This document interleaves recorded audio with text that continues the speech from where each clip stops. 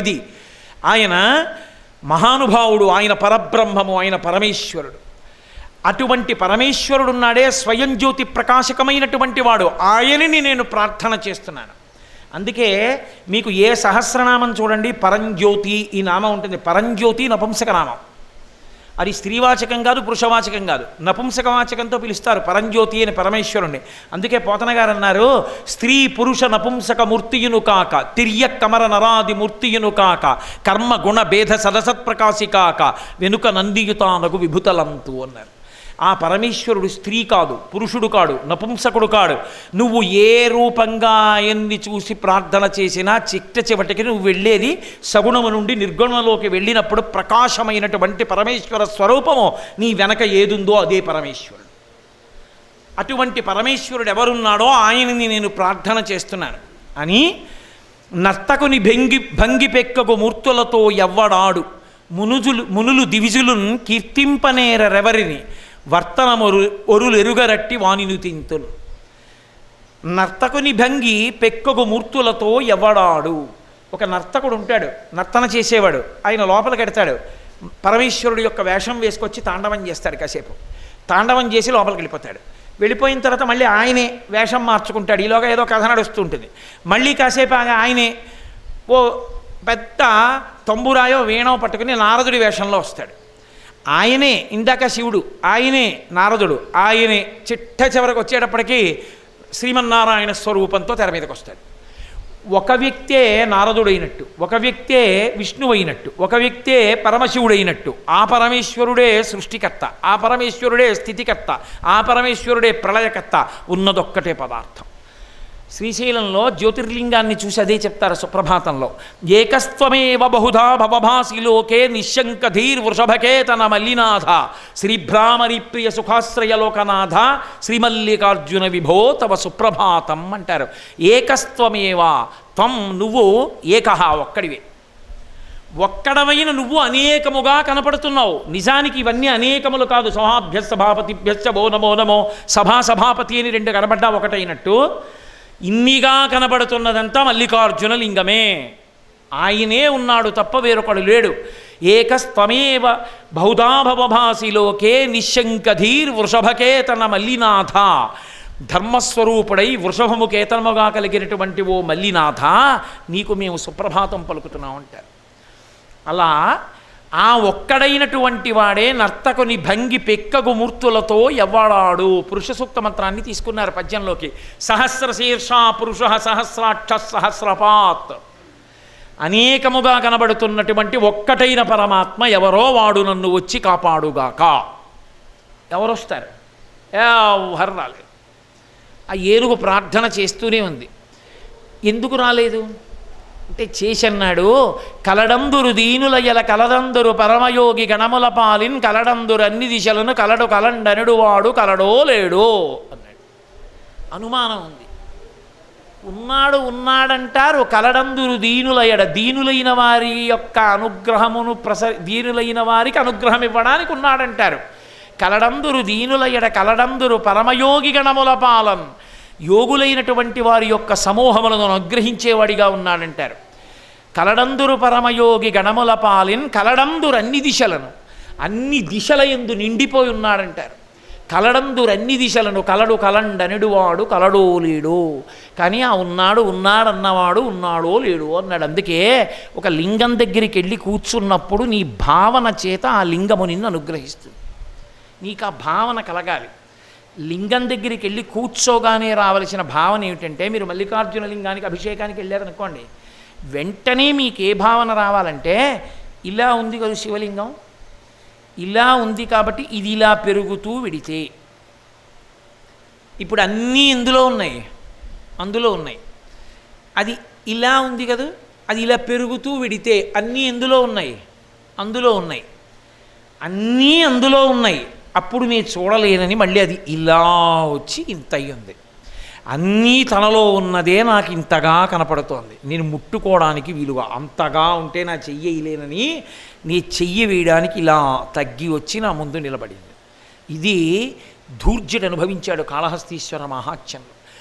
ఉదయగ్రామము పానవట్టము అభిషేకో తత్ప్రవాహంబు వార్ధి ధరిధ్వంతము ధూపధూమము జలద్దీప ప్రభారాశి కౌముది తారానివహంబులద్భుత సుమంబులగా తమోదూత సఖ్యతమై సీత గభస్తి బింబ శివలింగం బొప్పె ప్రాచీదిశన్ అన్నాడు. లింగం అంటే అది గుర్తు, అన్నీ తన ఎందున్నదేదో అది లింగం. అందుచేత సృష్టికర్త స్థితికర్త ప్రళయకర్త ఆయనై ఉన్నాడు. ఈ భావన నీకు పరమాత్మ యందు నిలబడగలిగితే ఆయన ఉన్నాడన్న విశ్వాసమునందు అచంచలమై నిలబడగలగాలి. అది ఒక్కొక్క నాడు ఉన్నాడు అని మళ్ళీ ఎందుకులేంటే మన ప్రయత్నం కూడా మనం చేసుకోవడం మంచిది అని చేస్తే శరణాగతి కాదు. నువ్వు అన్ని ప్రయత్నములు ఆపేసి ఆయన ఉన్నాడు ఆయన చూస్తాడని నిలబడిపోతే శరణాగతి. కానీ చాలా కష్టం. శరణాగతి నోటితో నిలబడిపోయి చెప్పే పద్యం కాదు. శరణాగతి అంటే ఊరికే ఇలా నిలబడి చేతులు కట్టుకుని ఏదో లక్ష్మీ మహీత దురూప నీజానుభావ నీడాది దివ్య మహిషీకర పల్లవానాం ఆరుణ్యతంకనర్త కిలసాంధ్ర రాగౌ శ్రీ వెంకటేశ చరణౌ శరణం ప్రపద్యే నిలబడి చెప్పడం శరణాగతి కాదు. నువ్వు ఈశ్వరుడున్నాడని నమ్మి నువ్వు సమస్త ఉపాయములను విడిచిపెట్టి నిలబడగలిగితే శరణాగతి. అందుకే నయితి నయితి నయితిని జ్ఞాన మార్గంలో వెళ్ళగలిగిన వాళ్ళు ఎంతమంది ఉంటారో నిజంగా శరణాగతి మార్గంలో నిలబడగలిగిన వాళ్ళు అంత తక్కువ మందే ఉంటారు. శరణాగతి ఉత్తరక్షణం ఈశ్వరుడి తెచ్చి కట్టి కూర్చోబెట్టేస్తుంది అక్కడ. అంత శక్తివంతం. జ్ఞానమునందు భక్తితో కూడిన కర్మాచరణము పండిన నాడు జ్ఞానం ఆవిర్భవించినట్టు శరణాగతి పండిన నాడు పరమేశ్వరుణ్ణి తీసుకొచ్చి కూర్చోబెట్టేస్తుంది అంతే. రామకృష్ణ పరమహంస ఓ మాట చెప్తుండేవారు, అలా శరణాగతి చేస్తే ఫలిస్తుందా అని. వెనకటికి ఒక చాకలాయన ఏదో పాపం ఓ దేవాలయం దగ్గరికి వెడితే ఆయన లోపలికి వెడుతున్నాడని కోపం వచ్చి తలో రాయి వేశారు అందరూ. వేస్తే ఆయన శివా శివా శివా అని అరిచాడు. పరమశివుడు గబగబా పరిగెత్తాడు. గడప దాకా వెళ్ళి వెనక్కి వచ్చేసి కూర్చున్నాడు. పార్వతీదేవి అంది, అదేమిటంటే అతన్ని రక్షిస్తానని అక్కడ దాకా వెళ్ళి వెనక్కి వచ్చేసారే అంది. వాడు ఓ రాయేశాడు పార్వతీ అన్నాడు. వాడు రాయకుండా ఉండి శివా శివా శివా అని శరణాగతి చేస్తే పరిగెడదాం అనుకున్నాను. వాడు రాయేశాడు. ఇంక నేను వెళ్ళడం ఎందుకు, ఇంకా శరణాగతి ఏమిటి? పరమహంస చాలా అద్భుతంగా చెప్తారు చిన్న చిన్న ఆఖ్యానాలతో. శరణాగతి యందు అన్ని ఉపాయములను విడిచిపెట్టి నిలబడాలి. అదేం తేలిక మాట కాదది. కాబట్టి కలడందురు దీనుల ఎడ కలడందురు పరమయోగి గణముల పాలిన్ కలడందురు అన్ని దిశలను కలడు కలండనడు వాడు కలడో లేడో అన్నాడు. ఎవరూ రాలేదు. శరణాగతి పూర్తవ్వలేదుగా. ఇంకా ఉన్న ప్రాణం కూడా పోతోంది. ఇక యుద్ధం చెయ్యగలిగినటువంటి ఓపిక కించిత్ కూడా మిగలలేదు. అప్పుడు సంపూర్ణ శరణాగతి చేయడానికి సిద్ధపడ్డాడు. సిద్ధపడి అప్పుడు అన్నాడు, కలుగడే నా పాలి కలిమి సందేహింప కలిమిలే ములులేక కలుగువాడు నా కడ్డబడరాడి నలిన సాధువుల చేబడి సాధువుల కడ్డుపడివాడు చూడడే నా పాటు చూపుల చూడక చూచువారల కృప చూచువాడు లీలతో నామరాలింపడే మొరగుల మొరలెరింగుచు తన్ను మొరగువాడు ఆది మధ్యంతములు లేక ఎరలువాడు భక్త జనముల దీనుల పాలివాడు వినడే చూడడే తలపడే వెగరాడే అన్నాడు. అప్పుడు కూడా పేరేది చెప్పల. కలుగడే నా పాలి కలిమి సందేహింప కలిమిలే ములులేక కలుగువాడు డబ్బునవాడా డబ్బు లేనివాడా అని చూడకుండా పిలిస్తే పలికేవాడెవడో వాడు రావాలి అని భగవంతుని యొక్క లక్షణములను వర్ణిస్తూ ఒక నియమం పెట్టాడు. శరణాగతి ఎంత శక్తివంతమో చూపిస్తున్నారు పోతన గారు. అందులో అన్నాడు, లీలతో నా మొరాలింపడే మొరగుల మొరలెరుంగుచు తన్ను మొరగువాడు అన్నాడు. అందుకని ప్రహ్లాదుడికి వచ్చినట్టు అక్కడి నుంచి రాలేదు విష్ణువు. నేను ఇంత బాధలో ఉండి మృత్యుముఖంలో ఉండి కూడా శరణాగతి చేసి ఇక నా తొండం కూడా ఊపకుండా కాలు కూడా లాక్కోకుండా బాధని ఓర్చి ఉన్నాడని నమ్మి పిలుస్తున్నాను. కాబట్టి ఇక్కడి నుంచి వచ్చి నన్ను రక్షిస్తే నేను ఒప్పుకోను. నేను ఎంత బాధతో ఈ బాధని మరిచి ఈశ్వరుణ్ణి పిలిచానో అలా తాను కూడా అన్నీ మరిచి నా కోసం పరిగెత్తుకొచ్చి నన్ను రక్షించాలన్నాడు. అందుకొచ్చాడు పరిగెత్తుకుంటూ. అంటే భగవంతుణ్ణి శాసించాడు శరణాగతిలో పోతన గారి యొక్క గజేంద్రుడు. వ్యాసుల వారి గజేంద్రుడు అలా కాదు, గరుత్మంతుడి మీద వచ్చాడు. పోతన గారి ఆంధ్రీకరణ వేరు. పోతన గారు అంత మగ్నులై రచించారు గజేంద్ర మోక్షణాన్ని. రచించి ఈ మాట చెప్పి, లీలతో నామరాలింపడే మరగుల మొరలెరుంగుచు తన్ను మరగువాడు ఆది మధ్యాంతములు లేక ఎలరువాడు భక్త జనముల దీనుల పాలివాడు వినడే చూడడే తలపడే వెగరాడే అన్నాడు అని తన యొక్క స్థితిని చెప్పాడు. ఈ స్థితిలో నేను ఏ ప్రయత్నం నన్ను రక్షించుకోవడానికి నేను చేసుకోవట్లేదు. లా ఒక్కింతయు లేదు ధైర్యము విలోలంబయ్యే ప్రాణంబులా ఠావుల్ తప్పెను మూర్ఛ వచ్చే తనువుండస్సెన్ శ్రమంబయ్యడిన్ నీవే తప్ప ఇతప్పరం బెరుగా. ఇది ప్రాణం శరణాగతికి. నీవే తప్ప ఇతప్పరం బెరుగా మన్నింపందగున్ దీనునిన్ రావే ఈశ్వర కావవే వరద సంరక్షింపు భద్రాత్మక అన్నాడు. సంరక్షింపు, రక్షించడం స్థితికాల లక్షణం శ్రీ మహావిష్ణువు. అందుకని ఆయన లేచాడు కపాలం. కాబట్టి లావొక్కింతయు లేదు, ఇక నాకు బలం లేదు. ధైర్యము విలోలంబయ్యే, ఇక నా ధైర్యం అంతా వీగిపోయింది. ప్రాణంబులా ఠావుల్ తప్పెను, ప్రాణములు తమ తమ స్థానములలోంచి పైకి లేచిపోతున్నాయి. మూర్ఛ వచ్చే, ఇక నాకేమీ తెలియట్లేదు, స్పృహ తప్పిపోతోంది. మూర్ఛ వచ్చే తనువుండస్యన్, ఒళ్ళంతా కర్రలతో కొట్టేసినట్టుంది. 1000 ఏళ్ల నుంచి యుద్ధం చేసి ఆ నొప్పులు. తనువుండస్యన్ శ్రమంబయ్యడిన్, చాలా శ్రమగా ఉంది ఈశ్వర. నీవే తప్ప ఇతప్పరం బెరుగా, నిన్ను తప్ప ఇంకొకళ్ళని నమ్మను, నువ్వే రావాలి. ఇప్పుడు ఇక గొడ్లు ఉన్న వాళ్ళు ఎవ్వరిని లెక్క పెట్టల, నమ్మల, నువ్వే రావాలి. నీవే తప్ప ఇతప్పరం బెరుగా మన్నింపంతగున్, నా ఓపిక ఉన్నప్పుడు ఎప్పుడు నీకు నమస్కారం చేయలే, నన్ను క్షమించు. నేను దీనుణ్ణి, ఇప్పుడు నేనేమీ చెయ్యగలిగిన ఓపిక ఉన్నవాణ్ణి కాను, నువ్వు ఉన్నావని మాత్రం నమ్మి పిలుస్తున్నాను. రావే ఈశ్వర కావవే వరద సంరక్షింపు భద్రాత్మక. ఏమి పద్యం అండి! నేను ఈ పద్యం ఎప్పుడు చెప్పినా నేను మృత్యుముఖంలో ఉన్నానని ఊహ చేసుకుని చెప్తుంటాను. నా శరీరంలోంచి ప్రాణములు వెళ్ళిపోతూ ఉంటే నాకు ఒళ్ళు చెమట్లు పడుతూ ఉండగా ఉన్న స్థితిని ఊహించి చెప్తాను. ఎందుకంటే పరమేశ్వరుడు అప్పుడు నేను పలకగలనో పలకలేనో, నేను ఈ పలికిన ఈ పద్యాన్ని అడ్డు పెట్టి ఆనాడు నన్ను ఆయన కాపాడాలని ఓపిక ఉండగానే ఈ పద్యం చెప్పేటప్పుడు ఎప్పుడు నాకు ప్రాణోత్క్రమణం అయిపోతున్న స్థితిని ఊహించి చెప్తుంటాను నేను ఈ పద్యాన్ని. కాబట్టి కావవే వరద సంరక్షింపు భద్రాత్మక అన్నాడు మహానుభావుడు. అని ఓ కమలాప్త, ఓ వరద, ఓ ప్రతిపక్ష విపక్ష దూర కుయ్యో, ఓ శరణాగతామరానోక, ఓ మునీశ్వర మనోహర రావే కరుణింపవే తలపవే శరణార్థిని నన్ను కావవే అని పరమేశ్వరుణ్ణి పిలిచి శరణార్థిని తండ్రి రా అని పిలిచాడు. పోతన గారు ఇక్కడ వరకు ఆంధ్రీకరించారు. ఆంధ్రీకరించిన తర్వాత మరి పోతన గారి గజేంద్రుడు నువ్వు రావాలి, నిన్ను నువ్వు మరిచి అని కదా నియమం పెట్టాడు. మరి ఇప్పుడు మరిచిపోయి విష్ణువు రావాలంటే ఎక్కడి నుంచి రావాలి, ఎలా రావాలి? ఇక నడవలా ఘంటం పోతన గారికి. ఆలోచించారు, అక్షరం పడలేదు ఘంటం ఎంత కదిపినా. 2 అక్షరాలు రాశారు కొట్టేశారు, 2 అక్షరాలు రాశారు కొట్టేశారు. ఇంక ఇలా కాదని సాయంకాలం అయింది. తాళపత్ర గ్రంథాలు ఘంటం అక్కడ పెట్టేసి కూతుర్ని పిలిచి, అమ్మా నదికి వెళ్ళి స్నానం చేసి సంధ్యావందనం చేసుకొస్తానమ్మా, భాగవతాన్ని గజేంద్ర మోక్షం కొంతవరకు ఆంధ్రీకరించి ఇక్కడ పెట్టాను, పరమేశ్వరుడు సంధ్యావందనం చేస్తుండగా ఆలోచన వస్తే వచ్చి నేను పూర్తి చేస్తానమ్మా అని వెళ్ళిపోయారు. ఇలా పోతన గారు గుమ్మం దాటారు, మళ్ళీ పోతన గారు వచ్చారు.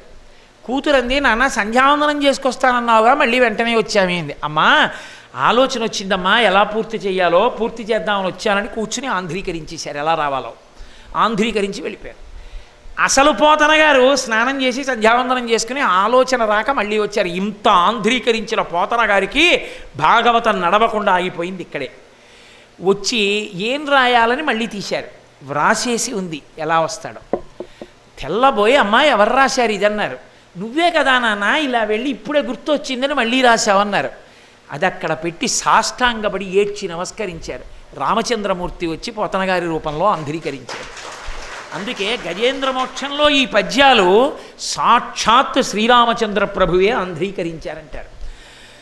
అల వైకుంఠపురంబులో నగరిలో ఆమూల సౌధంబుదాపల మందార వనాంతరామృత సర ప్రాతేందు కాంతోపలోత్పల పర్యంక రమా వినోదియగు ఆపన్న ప్రసన్నుండు విహ్వల నాగేంద్రము పాహీ పాహీయన కుయ్యాళించి సంరంభియై సిరికింజప్పడు శంఖచక్రయుగముంచేదోజి సంధింపడే పరివారంబును జీరడు అభ్రగపతిన్ మన్నింపడాకర్ణికంతరథమ్మిల్లము చక్కనొత్తడు వివాద ప్రోద్ధిత శ్రీ కుచోపరి చేలాంచలమైన వీడడు గజ ప్రాణావనో నోత్సాహి అయి తన వెంటన్ సిరిలచ్చి వెంట నవరోధవ్రాతమున్ దాని వెనుక పక్షీంద్రుడును ధను కౌమోదికి శంఖచక్ర నికాయంబును నారదుండు ధజనీకాంతుడు తావొచ్చి రొయ్యన వైకుంఠపురంబునన్ కలుగువారాబాల గోపాలమున్. రామచంద్రమూర్తి రచన చేసినది.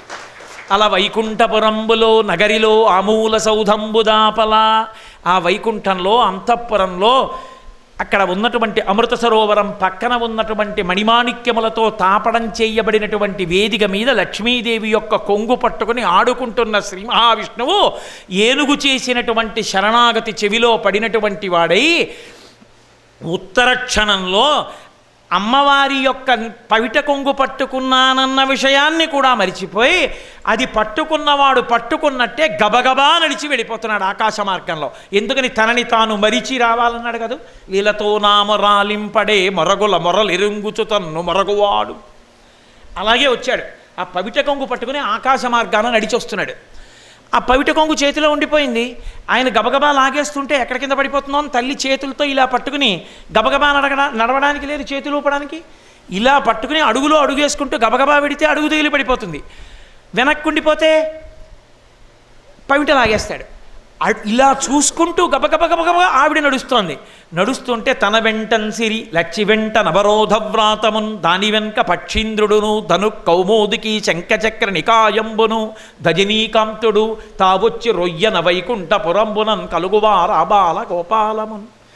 ఆయన వెంట లక్ష్మి, లక్ష్మి వెంట అంతఃపుర పరివారం, ఆ వెనకాతల గరుత్మంతుడు, ఆ వెనక నారదుడు, ఆ వెనక విశ్వక్సేనుడు, ఆ వెనక వైకుంఠంలో ఉన్న సమస్త పరివారం నడుచుకుంటూ ఆకాశంలో వెళ్ళిపోతున్నారు. వీళ్ళందరూ వెళ్ళి అమ్మవారి దగ్గరికి వెళ్ళి, అమ్మ ఏమిటమ్మా అలా వెళ్ళిపోతున్నాడు, ఎప్పుడూ అలా నడిచి వెళ్ళిపోలేదు కదా, తనను తాను మరిచిపోయి వెళ్ళిపోతున్నాడు ఏమిటమ్మా, ఎక్కడికి వెడుతున్నాడో అడుగమ్మా అంటారు వాళ్ళు. అడుగుదామంటే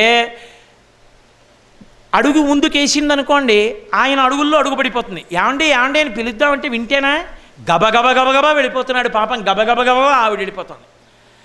కాబట్టి అడిగెదనని కడువడి జను అడిగిన తన మగడు నుడువడ నిన్నడయ్యడగున్ వెడవెడ సిడిముడిద డబడ నడిగినడు గిడ్డతు జడ్డిమన్నడు గిడ్డున డలన్ అన్నారు పోతన గారు. లక్ష్మీదేవి యొక్క అడుగులు ఎంత తడబడ్డాయో పద్యంలో పోతన గారికి అన్ని డకారాలు పడ్డాయి. అనుభవించాడు మహానుభావుడు పోతన గారంటే. కాబట్టి ఆ తల్లి ఆ రోజున ఎంత కష్టపడిందో చెప్పారు. అడిగెదనని కడువటి జను అడిగిన తన మగడు నుడువడ నిన్నడయ్య డగున్ వెడవెడ సిడిముడిద డబడ్డ నడుగిడ్డు నడ్డు గిడ్డతు జడ్డిమన్నడ్డు గిడ్డునే డలన్ అని ఆ తల్లి అంత తడబడుతూ ఆయన వెనక నడిచింది. నడుస్తుంటే ఆ లక్ష్మీదేవి పడినటువంటి అవస్థని పోతన గారు వర్ణించారు. నిటలాలకములంట నిబురు జుంజుమ్మని ముఖ సరోజము నిండ ముసురుదేంట్లు నలులనోపక చిల్క అలనల్ల చేరి నయోష్టబింబజ్జుతలుడి అనురుకు శుకములను దోల చక్షుర్మీనములకు మందాకిని పాఠీన లోకమెగుచు మీన పంక్తులు దాట మీతీగతో వ్రాయ శంపాలతిక మింట శరణి కట్టు శంపలను గెలువ చక్రమాకంబులు కుచయుగంబును తాకి కొవ్వు చూపు మెలత మొగులు పిరిది మెరుగు తీవయువోలె జలదువర్ను వెనుక జనెడునప్పుడు. ఆ లక్ష్మీదేవి పవిట ఇలా పట్టుకుని శ్రీ మహావిష్ణువు వెనకాల వెళ్ళిపోతుంటే నిటలాలకములంట నిబురు జుంజుమ్మని ముఖ సరోజము నిండ ముసురుదేంట్లు. ఆవిడ పద్మాననే పద్మవూరు పద్మాక్షి పద్మసంభవే కదా, అన్నీ పద్మాల్లా ఉంటుంది తల్లి. ఆవిడ ముఖం చూసి అబ్బా 100 రేకుల పద్మం ఎంత తేనిందో తాగుతాను రండి సీతాకోక చిలుకనలో ఇచ్చి వాళ్తున్నాయిట. అయ్యయ్యో నాది ఇది పద్మం కాదే, ఇది ముఖమే, పక్కకి పోండే అని ఓ పక్క పమిట కొంగి ఇలా పట్టుకుని ఎడంచేత్తో సీతాకోక చిలుకల్ని తుమ్మెదల్ని తోలుకుంటూ నడిచిందిట. అమ్మయ్యా తుమ్మెదలన్నీ పక్కకెళ్ళాయి అనుకునేటప్పటికీ గోశాలలో పగటిపూట ఈగలు వచ్చి కళ్ళల్లో ఆవులకి దూరి రాత్రి అయ్యాక ఈగలు పోతే అమ్మయ్యా అని కళ్ళు తెరిచి ఆవులు బాగా చూసినట్టు సీతాకోక చిలుకలు పక్కకి పోయాయి అని చెప్పి అమ్మయ్యా అని తల్లి సంతోషిస్తుంటే అక్కడి నుంచి చిలకలు వచ్చి అబ్బా ఎంత ఎర్రటి దొండపండో కొరుకుదాని రండి అని అమ్మవారి యొక్క కింది పెరివిని కొరుకుతున్నాయిట. చిలకలు ఎక్కడుంటాయి అంటే చిత్రనలీయంలో చెప్పాడు మహానుభావుడు చిలకలు ఎక్కడుంటాయో. భారతీదేవి ముంజేతి పలుక చిలుక సదయగజయాన సద్బ్రహ్మచారిమాకు వేదశాస్త్ర పురాణాది విద్యలెల్ల తరుణి నీ యాన ఘంటాపదంబు మాకు అంటుంది. భారతీదేవి ముంజేతి పలుక చిలుక, శారదాదేవికి పక్కన ఇక్కడ చిలక వాళ్ళు ఉంటుంది. ఆ చిలక ఆవిడ హంసకి స్నేహితురాలు. ఈ చిలకలు ఉంటాయి అక్కడ, అవి సరస్వతీదేవి దగ్గర విద్య నేర్చుకున్న చిలకలు. ఆ చిలకలు లక్ష్మీదేవిని చూసి ఆవిడ కింది పెరివిని చూసి అధరాన్ని చూసి దొండపండు అనుకుని కొరకరానికి వచ్చాయి. అయ్యో ఇది దొండపండు కాదే, నా పెదవే పక్కకు పోండని చిలకల్ని తోలిందిట. చిలకల్ని తోలి కొంచెం ముందుకెళ్ళేటప్పటికి ఆకాశగంగ ప్రవహిస్తోంది, అందులో చేపలు ఉన్నాయిట. అవి చూసి అమ్మవారి కన్నుల వంక చూసేయట. వక్త్రలక్ష్మీ పరివాహ చలన్మీనాభలోచన. చేప పిల్లలు ఎలా ఉంటాయో వాడి కళ్ళు అలా ఉంటాయి. లక్ష్మణ, సరస్వతన్న, పార్వతన్న, లలితన్న ఒకటే తత్వంలో. చేప పిల్లలంటే అమ్మవారి కళ్ళని చూసి అబ్బాయి ఎంత బాగున్నాయో, చిన్ని చిన్ని చేప పిల్లలు మింగేద్దాని రెండని ఆకాశగంగలోంచి పెద్ద పెద్ద చేప పిల్లలు వచ్చాయట. అయ్యో అయ్యో ఇవి కళ్ళే చేప పిల్లలు కావని అమ్మవారి చేపల్ని తోసేసిందట. విష్ణువుదా కష్టం, నా తల్లి లక్ష్మిదా అసలు. అందుకే ఆఖరిని అడిగాడు, లక్ష్మిని ఇబ్బంది పెట్టానే అని. ఇప్పుడేమిటి మీకు ఎప్పటి నుంచో అలవాటేగా, దీనిలో కొయ్యాళింపను అలా వెడుతుంటారుగా. సంతోషం స్వామి, భక్తుల కోసం వెడితే మిమ్మల్ని అనుసరించడం అంది ఆవిడే. కాబట్టి అలా ఆవిడ ఆ రోజున ఆ వచ్చినటువంటి ఆ చేపలన్నిటినీ తోలేసింది. ఆ చక్రవాక పక్షులు అమ్మవారి యొక్క స్తనమండలాల్ని చూసుకుని ఇసుక తిండి అడుగున అవి గబగబా వచ్చి గుద్దుకోపోయి, అయ్యో అయ్యో ఇవి చక్రవాక పక్షులు కావే, ఇవి నా స్తనమండలం అని చెప్పి ఆ చక్రవాక పక్షుల్ని పక్కకి తోసేసింది. ఇంత అల్లరిపడి తల్లి ఆ శ్రీ మహావిష్ణువుని అనుసరించి వెళ్ళిపోతుంటే ఆకాశపథంలో వెళ్ళిపోతున్నారు. వెళ్ళిపోతుంటే వీళ్ళందరూ ఊరుకుంటారా, ఆయన్ని అడగడానికి భయం. అందుకని ఈవిడి దగ్గరికి చేరారు. ఈవిడి దగ్గరికి చేరి ఈవిడి చుట్టూ చేరి, అమ్మ తను వెంచేయుపదంబు పేర్కొనడ నాథ స్త్రీ జనాలాపముల్ విననో మృత్యులు మృత్యురించెరో కలుల్ వేద ప్రపంచంబులన్ ధనుజానీకము దేవతానగరిపై దండెత్తెనో భక్తులంగని బాలకుడేడి తెలుపుడని ధిక్కారించిరో దుర్జనులు. అమ్మ ఇలా వెళ్ళిపోయాడంటే ఎవరికీ చెప్పకుండా ఆకాశంలో ఇలా గబగబా నడిచి వెళ్ళిపోతున్నాడంటే బహుశా లోకత్లో ఉపద్రవాలు వచ్చినప్పుడు వెడుతుంటాడమ్మా. కాబట్టి తను వెంచేయుపదంబు పేర్కొనడు అనాథ స్త్రీ జనాలాపముల్ విననో. ఎక్కడైనా అనాథలైనటువంటి స్త్రీలు ఎలుగెత్తి పిలిచారేమో, ద్రౌపదీదేవి పిలిస్తే వెళ్ళాడు. అలా ఓసారి వెళ్ళి బట్టలు ఇచ్చాడు కాబట్టి అనాథ స్త్రీలు పిలిచారు. అనాథ స్త్రీ జనాలాపముల్ వినెనో మృత్యులు మృత్యురించిరో కలుల్ వేద ప్రపంచంబులన్. వేదరాశిని రాక్షసులు అపహరిస్తే వెడతాడు, అలా వెళ్ళి వేదరాశిని రక్షిస్తాడు. కాబట్టి కలుల్ వేద ప్రపంచంబులన్ ధనుజానీకము దేవతానగరిపై దండెత్తెనో. రాక్షసులు దేవతానగరం అమరావతి మీదకి దండెత్తారేమో సహాయం చేయడానికి ఎడుతున్నాడు ఇంద్రుడికి. కాబట్టి దేవతానగరిపై దండెత్తెనో బాలకులంగని భక్తులంకని ఈశ్వరుడేడి తెల్పుడని ధిక్కారించిరో దుర్జనులు. పరమభక్తులైన చిన్న పిల్లల్ని పట్టుకుని రాక్షసుడైన తండ్రి ఎక్కడున్నాడు రా భగవంతుడు చూపించమని నిగ్గడించాడు. హిరణ్యకశిపుడు అడిగితే ప్రహ్లాదుడి కోసం వెళ్ళలా, కాబట్టి అలా వెడుతున్నాడు. అమ్మ పూర్వం అలా వెళ్ళాడు కదమ్మా, ఇప్పుడు ఎందుకు వెళ్ళి ఉంటాడమ్మా అని ఆవిడ పాపం అమ్మ పాపం ఏమంటుందో అందరూ ఆవిడ దగ్గరికి వెళ్ళి అడుగుతున్నారు. ఆవిడో ఇటు తిరిగి జవాబు చెప్దామంటే లేదు, వీళ్ళ మాటలాపరు, వీళ్ళ అడుగుదామంటే ఆయన ఆగడు. పోని చెయ్యి దింపుదామా, పమిటి జారిపోతుంది. ఆవిడ ఆ రోజున పడినటువంటి బాధ తాటంకాచలనంబుతో భుజనట ధమ్మిల్ల బంధంబుతో చాటీముక్త కుచంబుతో నధృడ చించత్కాంచితో శీర్ణలలాటలేపనముతో మనోహర కర లగ్నోత్తరీయంబుతో కోటీందు ప్రభతో ఉరోజభర సంకోచి ద్విలగ్నంబుతో. ఆవిడని సాక్షాత్కరింపజేశారు శాబ్దిక ప్రసారంతో పోతన గారు.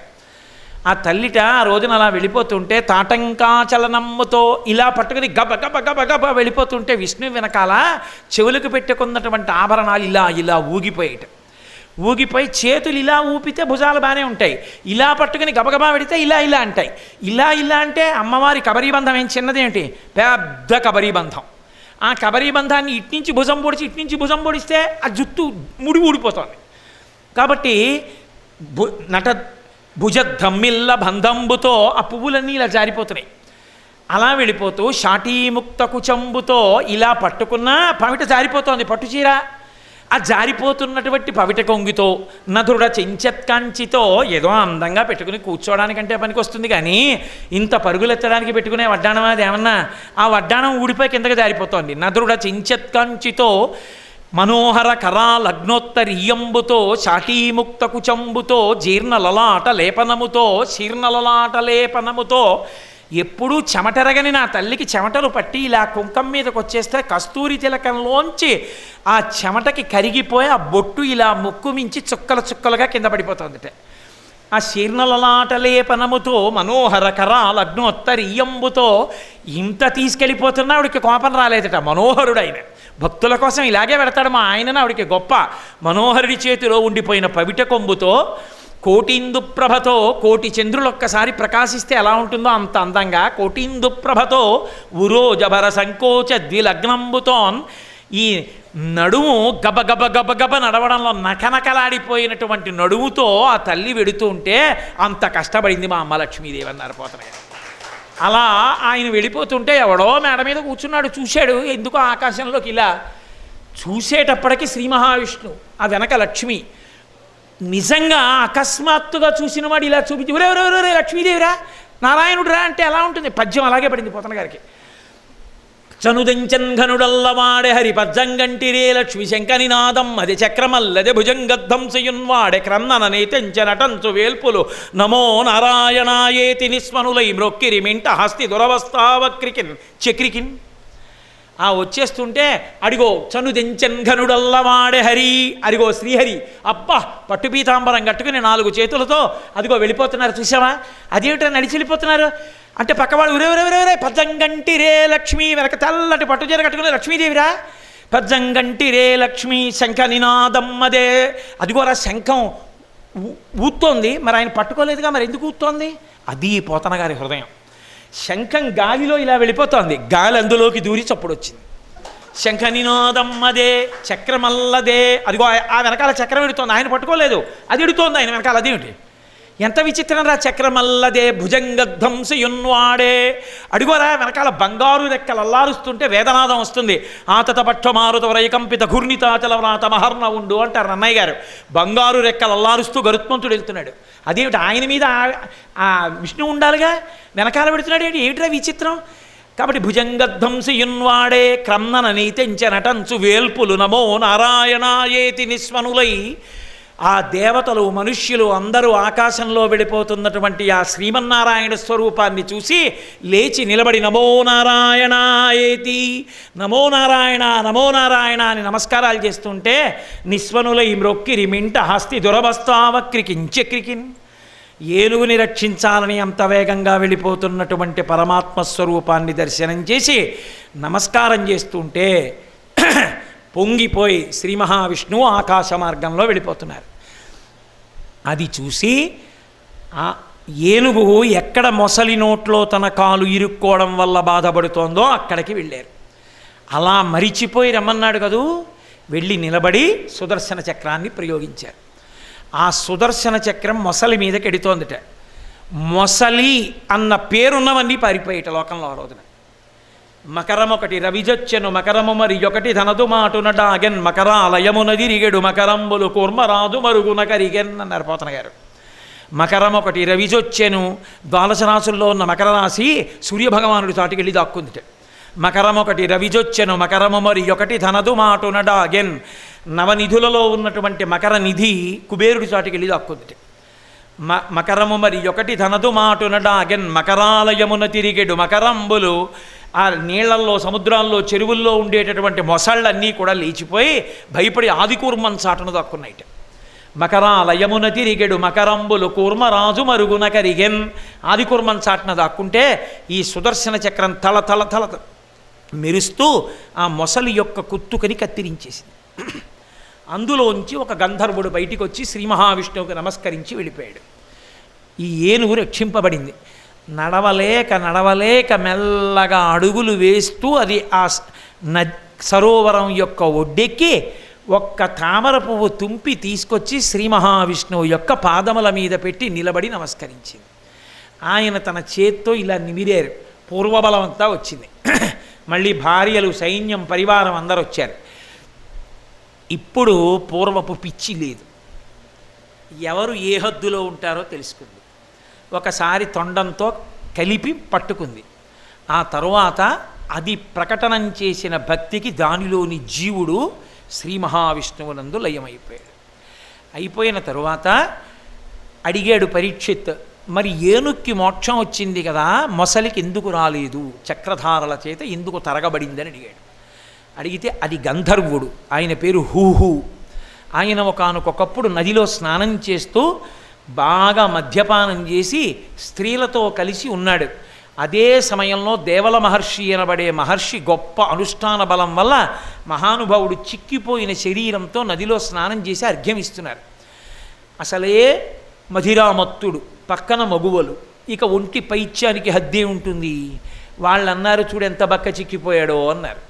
ఉండండి ఏడిపిస్తాను చూడండి ఆ ఋషినని నీటి అడుగు నుంచి వచ్చి ఆయన కాలు పట్టుకు లాగాడు. ఋషి నీళ్లల్లో పడిపోయారు. లేచి ఆయన అన్నారు, గంధర్వుడవయ్యుండి నీటి అడుగు నుంచి వచ్చి కాలు పట్టి లాగావు కనుక నీటి అడుగు నుంచి వచ్చి కాలు పట్టి లాగడం సరదాగా ఉంది కాబట్టి మొసలి రూపాన్ని పొంది ఉండెదవుగాక. పెద్దల జోలికెడితే అలా ఉంటుంది. అప్పుడు ఆయన కాళ్ళ మీద పడ్డాడు. నా శాపం ఎలా పోతుంది అని అడిగాడు. అడిగితే ఒకానొక నాడు నువ్వు కాళ్ళు పట్టడమే ప్రధానంగా ఒక ఏనుగు కాలు పడతావు. ఆ ఏనుగు యొక్క ప్రార్థనకి శ్రీ మహావిష్ణువు కదిలి వచ్చి తన చక్రధారల చేత నీ కుత్తుక తరుగుతారు. అప్పుడు శాప విమోచనం. ఆ మొసలికి శాప విమోచనమైంది. మరి ఆ ఏనుక్కి అంచెమునందు భగవంతుని యొక్క నామము ఎలా గుర్తుకొచ్చింది అన్నారు. ఆ ఏనుగు గత జన్మలో ద్రవిడ దేశాన్ని పరిపాలించిన ఇంద్రజుమ్నుడనబడేటటువంటి రాజు. ఆయన అంతఃపురంలో ఉంటే ఇబ్బందిగా ఉంటుందని ఒక పర్వత శిఖరం మీద కూర్చుని అష్టాక్షరీ మహామంత్రాన్ని ఉపాసన చేస్తున్నాడు. ఒకనాడాండ్రుపుడచ్యుతున్ మనములో నూహించుతున్ మౌనియై ఎకళంక స్థితియున్నచో కలసుజుండచ్చోటికిన్ వచ్చి లేవక పూజింపక ఉన్న మౌనికని నవ్యక్రోధుడై మూఢా లుబ్ధ కిరేంద్రోత్తమ యోని పుట్టుమని శాపం బిచ్చభూవల్లభ. అగస్త్య మహర్షి వచ్చారు ఆ పర్వత శిఖరం మీదకి. మహాత్ములు వచ్చినప్పుడు పూజ చేస్తున్నా వదిలిపెట్టి లేచిపోవాలి. లేచిపోయి వచ్చిన మహాత్ములతో ముందు మాట్లాడి పంపించి కుడి చెవి మీద చెయ్యేసుకుని మళ్ళీ పూజ చేయాలి. అంతేకాని నేను పూజ చేస్తున్నానండి అని వాళ్ళని కూర్చోబెడితే పరమేశ్వరుడు అంగీకరించాడు. కాబట్టి అగస్త్య మహర్షి అంతటి వారు వచ్చినప్పుడు ఈయన లేచి అర్ఘ్యపాద్యాదులను ఇచ్చి ఉంటే ఆ జన్మలోనే తరించను. లేవలేదు, నేను మంత్రం చేస్తున్నాను కదా అని ఆయనకి ఏ విధమైన ఉపచారం చేయలేదు. ఆయన ఈ అపచారం వీడిని కొన్ని కోట్ల జన్మలు కట్టి కుడుపుతుంది, ఒక జన్మలో పోయేటట్టు చేద్దామని అనుగ్రహించారు. అది శాపానుగ్రహం అంటే.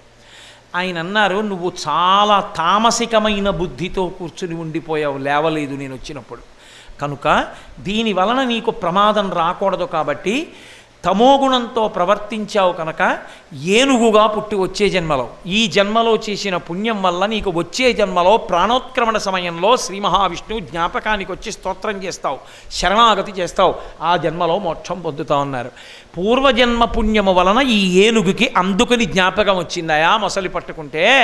అసలు నువ్వు ప్రారంభం అంటూ చేస్తే ఆ పుణ్యబలం నిన్ను గట్టెక్కిస్తుంది.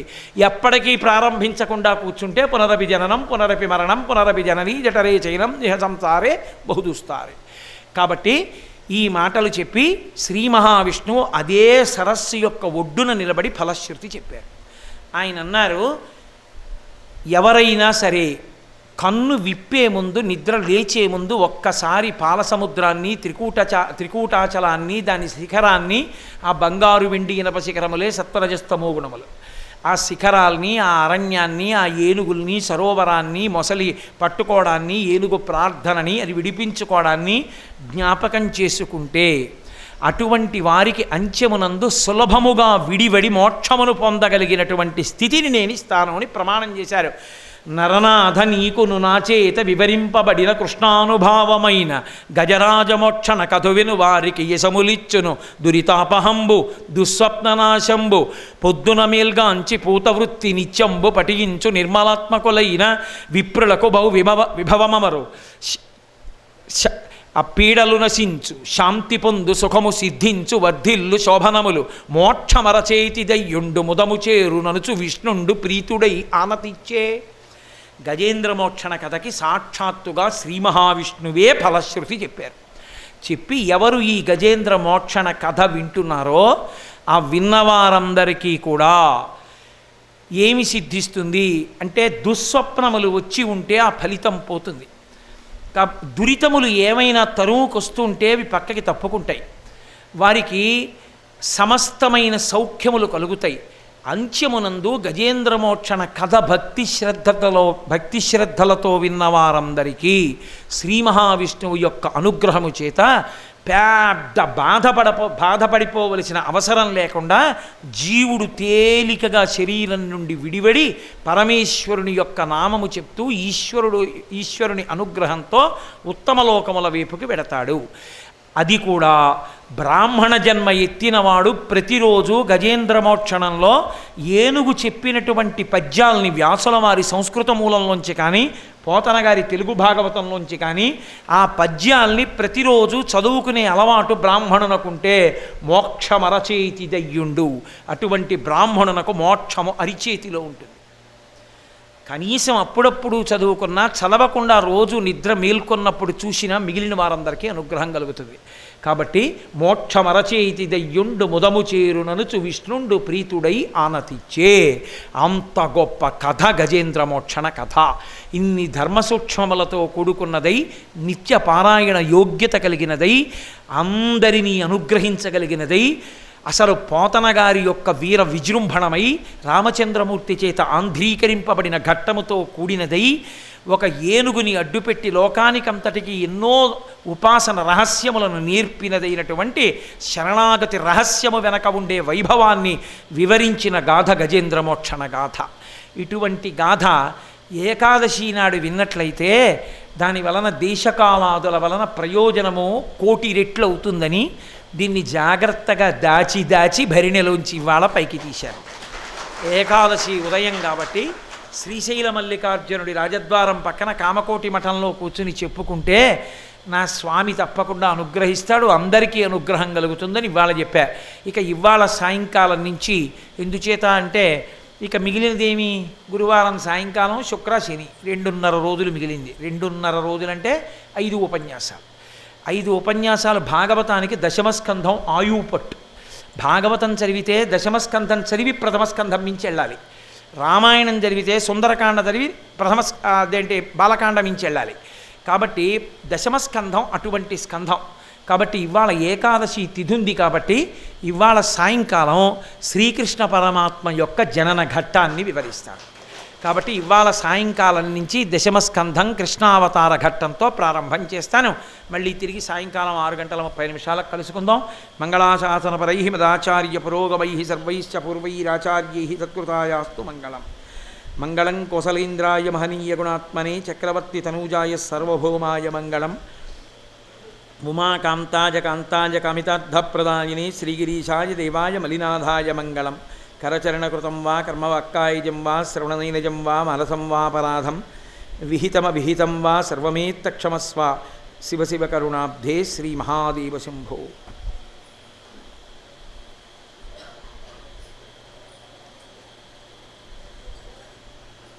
స్వస్తి.